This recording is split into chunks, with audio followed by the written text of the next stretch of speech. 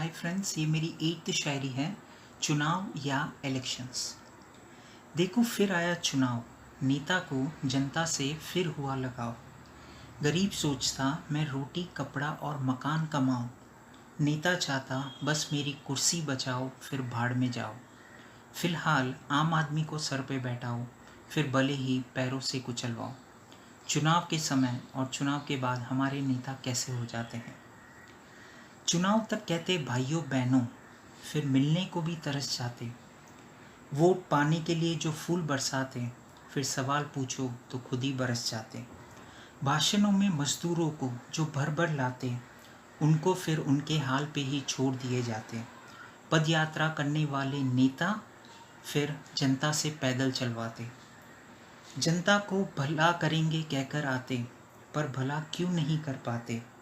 गरीबों के लिए जो घोषणा पत्र लाते, फिर अमीरों के साथ ही नजर आते।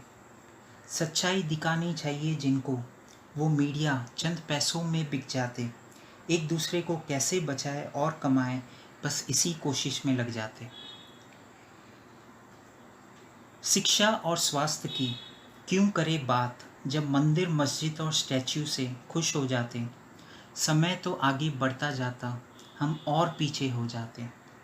नेता अचानक ईमानदार बन जाते, इंसानियत देशभक्ति गरीबी परोसे जाते। हम साथ साथ है कहने वाले, हम आपके हैं कौन हो जाते।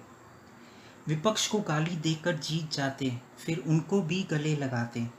रैली में तो जनता की आवाज़ उठाने वाले, फिर उनकी तकलीफ़ों पे मौन हो जाते। पर हम लोग भी तो अजीब हैं। 5 साल बाद फिर आता चुनाव, फिर किसी राक्षस नेता को भगवान मान लेते। तंग आकर गाली देते जिसको हर वक्त, फिर उसी को वोट दे आते। अब कुछ इंग्लिश में भी बोलना चाहूँगा। Here comes election, please do proper selection. Do not take it lightly, it will impact your next generation. Decide what's more important, भाषण और education. Please only vote those who bans alcohol and talks about education, inflation, health and irrigation. Thank you so much.